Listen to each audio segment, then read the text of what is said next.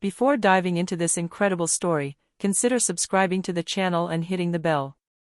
Every story here has something to say, and you won't want to miss a single one. Washington, D.C., was bathed in the golden light of a summer evening. The streets, usually quiet at this hour, were bustling with the comings and goings of busy workers and the murmur of conversation among residents. Amidst this seemingly peaceful setting, an invisible tension hung. Monica Reynolds, a longtime FBI agent, walked leisurely toward her car parked outside a cafe. Her gaze was intent, her mind already on the report she needed to write for an ongoing investigation. Despite her discreet presence, there was an aura of determination about her that few could ignore. She adjusted her bag, automatically checking that her badge remained concealed. A few meters further, Jason Keller, a young, impulsive police officer, was watching the street.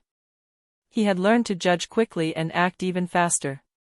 And that evening, his gaze fell on Monica. In a hasty, prejudiced reflex, he interpreted her approach as suspicious. He had no idea he was about to trigger a scene that would change his career, shine a light on invisible injustices and confront a woman who was not only black, but also one of the most respected federal agents in the country. At that precise moment, the sun was setting, casting long shadows across the asphalt, as if to announce that tonight, nothing would remain in the shadows. The encounter that would follow between Monica and Keller would not be a simple altercation, it would be a clash between authority, power, and latent racism. And in the silence before the storm, the city was unaware that its apparent calm was about to explode into a scene that could not be forgotten. Monica Reynolds closed her car door with a soft click and took a deep breath. The street was quiet, almost ordinary, but her instincts told her that tonight, ordinary could turn chaotic. She adjusted her bag on her shoulder and walked to the cafe to retrieve her takeaway coffee, aware that every detail could be observed. At the corner of the street, Jason Keller, a police officer recently assigned to this neighborhood, was watching the sidewalk intently. His jaw was set, his gaze scanning every passerby. When he saw Monica, his mind raced. She was black, elegant, walked confidently, and for Keller, in his state of prejudice and misplaced pride, that was enough to arouse suspicion. "Hey, you there," he shouted, pointing at Monica. Monica stopped, her expression remaining calm.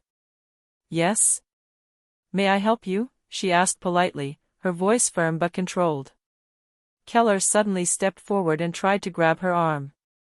"You must come with me," he ordered, completely ignoring her words. Passers-by began to notice the altercation. Some took out their phones, others whispered to each other, shocked by the officer's apparent audacity. Monica, aware of the crowd, didn't physically retaliate. She kept her hands near her bag, her eyes fixed on Keller with icy intensity. "Sir, step back, you're making a mistake," she said calmly, without giving an inch. But Keller, blinded by his arrogance and prejudice, didn't back down. He tightened his grip, ready to lead her away. At that precise moment, a murmur ran through the crowd, perhaps this was more than just an arrest. Monica felt it was time to reveal her true identity. With a precise gesture, she took out her FBI badge and brandished it in front of Keller. "I am Agent Monica Reynolds, FBI. Release me immediately." Silence fell on the street. Passers-by stopped their movements, shocked by the revelation. Keller took a step back, his expression changing from pride to shock, realizing he had just attacked a federal. And so, in an instant, the once quiet street became a stage where racism, power, and justice would clash, under the captivated gaze of all who witnessed it. The crowd around Monica and Keller had thickened in seconds. Passers-by pulled out their phones to film, some whispering to each other, others trying to calm the situation. The corner cafe had become an impromptu observation deck, and even drivers were slowing down, intrigued by the emerging chaos. Keller, still reeling from the badge revelation, tried to regain control of the situation.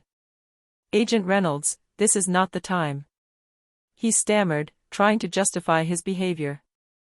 But his words sounded hollow and awkward in the face of the hundreds of eyes focused on him. Monica remained calm, her face impassive, her tone firm. "There is no justification, sir. You attacked me for no reason, and in full public view. Your conduct will be examined. A witness dared to approach, smartphone in hand. Hey! You're assaulting an FBI agent. Stop it now. The voice echoed down the street, and other passers-by nodded in agreement. The tension rose another notch. Keller, frustrated and embarrassed, began gesticulating defensively. Phone cameras captured every movement, Keller's tense face, Monica's complete self-possession, the growing murmur of the crowd. Every second that passed solidified the incident as an inevitable viral moment. Monica knew the situation could quickly escalate. She raised a hand to calm the crowd and spoke in a calm but authoritative voice, "No one is in danger. I'm simply asking you to step back and let law enforcement handle this properly." Some passers-by complied, but others remained, fascinated by the spectacle and Monica's quiet strength. The street was transformed into an impromptu theater, where latent racism and authority collided under the watchful eye of witnesses who, for the first time, saw a police officer publicly confronted with his prejudices. At that moment, Monica knew this incident would not be forgotten. Every move Keller made, every look from the crowd, was now a piece of a puzzle that would expose not only brutality, but also resilience in the face of injustice. Keller backed away, his face red with confusion and anger. He couldn't believe he'd just attacked an FBI agent.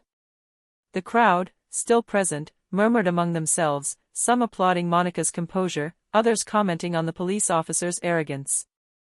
Monica, still calm, took a step forward, her badge clearly visible. "Mr. Keller, you are committing a violation of procedure and my rights as a federal agent. I order you to stop immediately." Keller stammered an apology, but the words died on his lips. The situation had changed radically. Bystanders were filming every gesture and every expression, and Monica felt that the balance had shifted.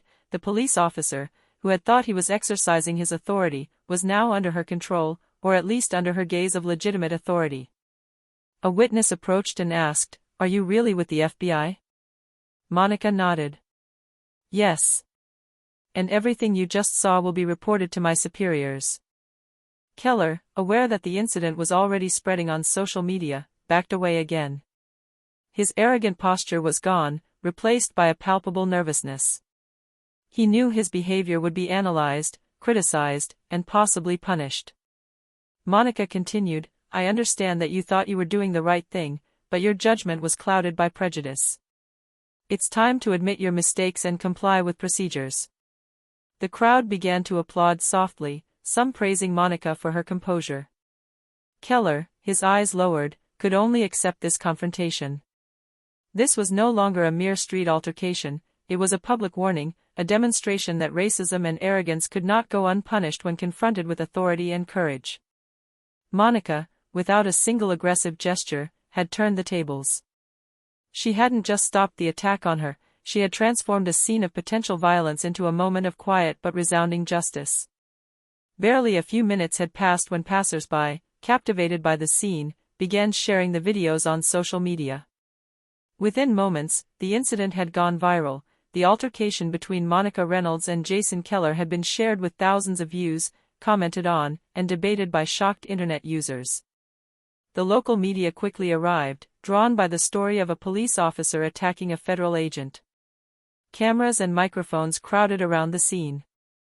Reporters interviewed witnesses, some still in shock, others praising Monica's composure. Monica, aware of the sudden attention, continued to maintain her calm and firm posture. She knew that every word, every gesture could be recorded and analyzed. "I simply ask you to remain calm and let the proper authorities handle this matter properly," she told the crowd and the media. Keller, meanwhile, felt cornered. The stares, the cameras, the smartphones, all of it confronted him with his own impulsiveness and arrogance.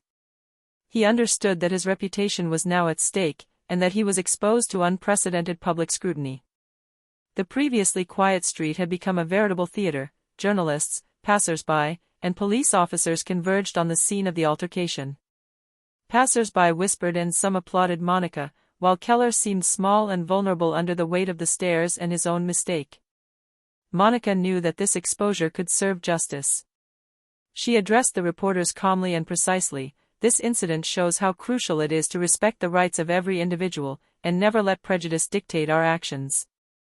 Every word was recorded. Every gesture was filmed. And in that moment, Monica transformed what could have been a personal humiliation into a public lesson, demonstrating that dignity and authority could triumph over arrogance and racism. Shortly after the video went viral, the Central Police Station received a flood of calls and messages, journalists, shocked citizens, and superiors demanding an immediate explanation for Jason Keller's behavior. The incident was now out of control, and the department's image was at stake. Keller, still in shock, was urgently summoned by the police captain. The atmosphere in the office was frosty. His superiors were analyzing the videos, comparing the facts, and questioning his judgment.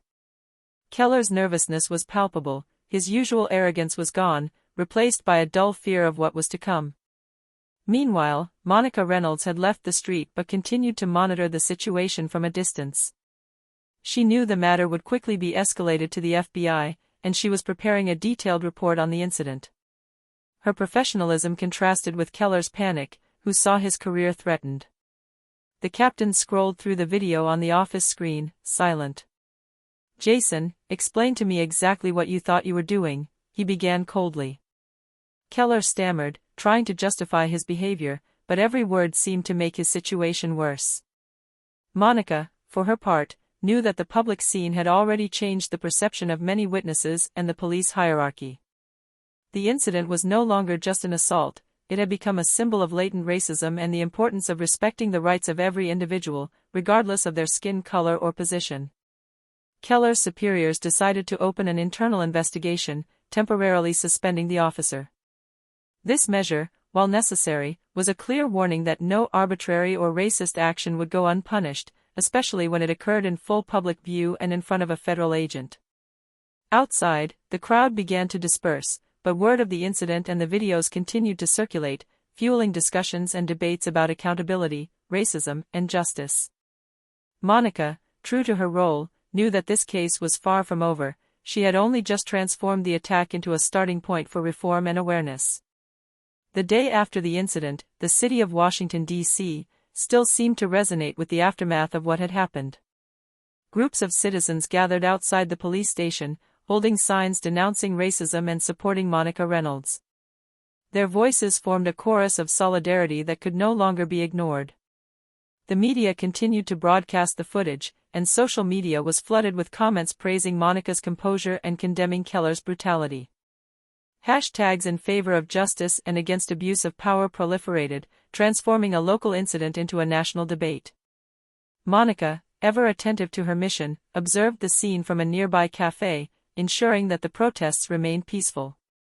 She knew that her dignity and calm had inspired this mobilization, but she sought neither recognition nor glory. Her priority was to protect justice and prevent any escalation.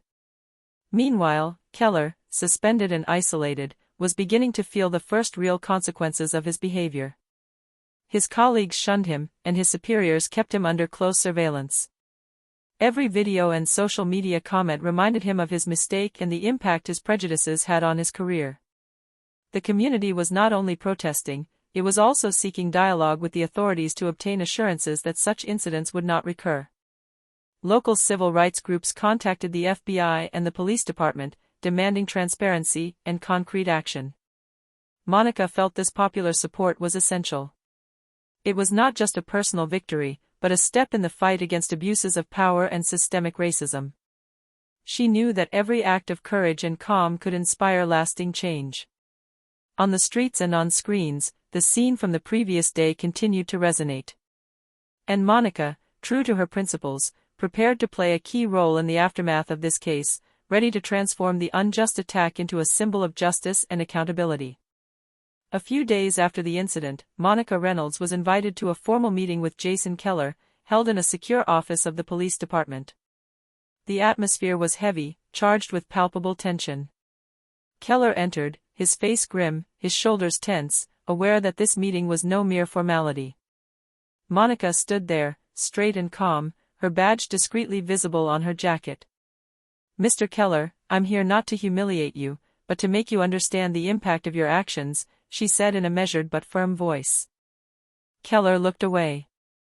I didn't know. I thought I was doing the right thing. He stammered, but his words seemed hollow in the face of the gravity of the situation. Thinking you're doing the right thing doesn't justify violence or prejudice, Monica replied. You attacked a federal agent based on unfounded suspicion. Your judgment was blinded by your prejudice. This could have resulted in tragedy. Keller looked down, feeling for the first time the true weight of his arrogance. Monica continued, placing each word precisely, as if placing stones on a path of understanding. Every action you take as a police officer influences the public's trust in you and your institution. Violence and racism undermine that trust and put lives at risk. Silence fell. Keller felt that every sentence Monica said resonated more deeply than any administrative sanction. It was not just a lesson in procedure, but a reminder of moral and ethical responsibility. Finally, Monica concludes, you have a choice, Keller. You can learn, grow, and become a better agent, or let this incident define your career and reputation. The decision is yours. For the first time since the altercation, Keller nodded slowly, aware that this face-off wasn't just a confrontation, but a potential turning point in his life. Monica, for her part, knew that while she couldn't change the world's prejudices, she had just planted a seed of responsibility and reflection in a mind that desperately needed it. A few days after the private confrontation, Jason Keller's suspension was confirmed by the department. The news quickly spread through the media, fueled by viral videos and community comments. The once confident and arrogant officer found himself isolated and under the scrutiny of the entire city. Keller's colleagues now avoided all contact with him. His calls went unanswered, and every notification on his phone seemed like a reminder of the scandal. Social media continued to share the video, analyzing his gestures and behavior, turning the incident into a public example of the dangers of latent racism and the abuse of authority. For her part, Monica Reynolds followed events from a distance, aware that the situation was not yet resolved. She received messages of support from citizens, federal officials, and even civil rights groups. Each testimony, each word of encouragement confirmed that her composure and calm had made a difference. Keller, for his part, began to feel the psychological impact of his actions. His arrogance had been replaced by a mixture of shame and fear. Videos, articles, and public discussions constantly reminded him of the magnitude of his mistake. He understood that his choices had tangible consequences, and that regaining the trust of the public and his superiors would be a long and difficult road. On the streets and online, the incident continued to spark debate and reflection. The community celebrated Monica's courage, while Keller faced intense loneliness and questioning. The situation had evolved. What had begun as a racist attack had transformed into a symbol of justice, responsibility, and the power of exemplarity. Monica knew that this case was not just a personal episode, it had the potential to change perceptions, influence careers, and remind everyone that dignity and justice cannot be shattered by arrogance or prejudice. A few weeks after the incident, Jason Keller was living in near total isolation. His colleagues viewed him with suspicion, his superiors were strict, and the entire city now knew his mistake thanks to the videos still circulating on social media. Every move he made seemed scrutinized, commented on, and judged. Keller spent long hours alone, reflecting on what had happened. For the first time, he recognized the gravity of his prejudices and the true impact of his actions. It was no longer a matter of career, but of conscience. He had attacked a black woman, an FBI agent, simply on the pretext of unjustified suspicion. He understood that his arrogance had been fueled by racial biases he had never wanted to confront. For her part, Monica Reynolds continued her missions with a mixture of vigilance and determination. She knew that exemplary behavior was measured not only in public confrontations, but also in how one influenced behavior and inspired lasting change. Her private meeting with Keller had planted a seed. She was now observing how he would react, knowing that he could choose to become a better person or remain a prisoner of his prejudices. The ever-watchful media covered the case from a more constructive angle. The story became an example of learning and responsibility. Civil rights experts commented on the need to train law enforcement in combating bias and practicing self-control. The public scene of the initial attack was now seen as a turning point in the dialogue about institutional racism and abuse of power. Keller, faced with his own reflection, finally decided to take steps to rehabilitate himself. He attended training courses, consulted specialists, and began writing a personal report on his biases and errors.